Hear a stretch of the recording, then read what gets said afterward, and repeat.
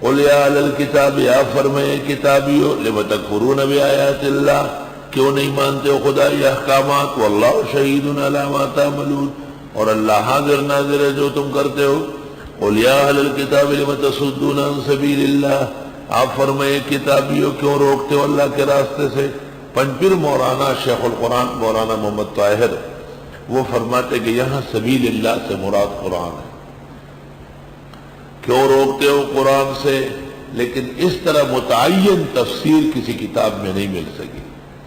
شیخ القرآن کا مطالعہ وسیع تھا، بہت زیادہ، ممکن ہے انہوں نے العرفان فی اصول القرآن میں قرآن کے اسامی میں ایک نام سبیل بھی لکھا ہے، سبیل اللہ، اس آیت کی وجہ سے، اور جگہ نہیں۔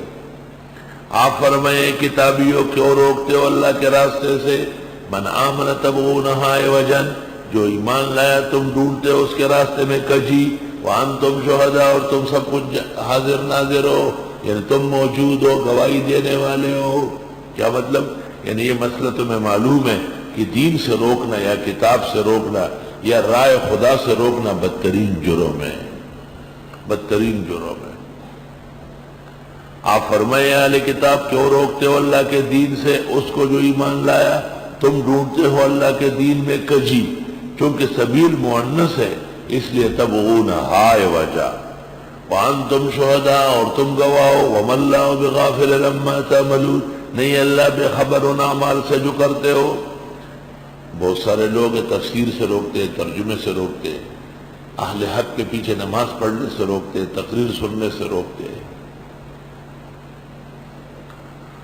اللہ، وہ ہمارے جاننے والے یہاں وہ بدعتیوں کے کمیٹی کا خزانچی تھا، کسی نے ان کو یہاں کا کیسٹ دے دیا، وہ سن لیا، دوسرا تیسرا تو وہ یہاں آنے لگا، تو بدعتی مولوی نے پوچھا کہ کہاں جانے لگے آج کل، کہاں میرا نام لیا کہ وہاں، کہاں اونچی جگہ شکار ہو گئے، اب واپس نہیں آؤ گے۔ اس نے کہا آنا نہیں ہے، آپ کو لے جانا چاہتا ہوں۔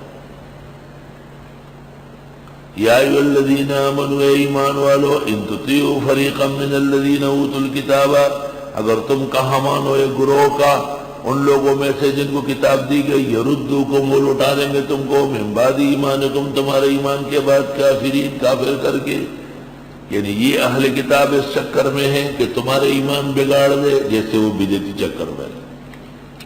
وَكَيْفَ تَكْفُرُونَ، کیسے کفر کرو گے، وَأَنْتُمْ تُتْلَىٰ عَلَيْكُمْ آیَاتُ اللَّهِ، اور تم پر پڑھی جاتی اللہ کی آیتیں۔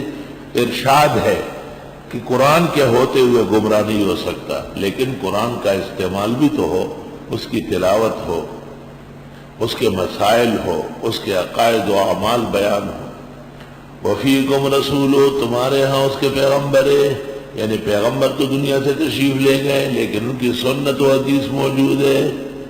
اس پر مفسرین کا اتفاق ہے کہ وَفِيكُمْ رَسُولُهُ سے مراد وَفِيكُمْ رَسُولُهُ اے سنتُهُ وحدیثُهُ وما جاء به من التفصیل والاجمال۔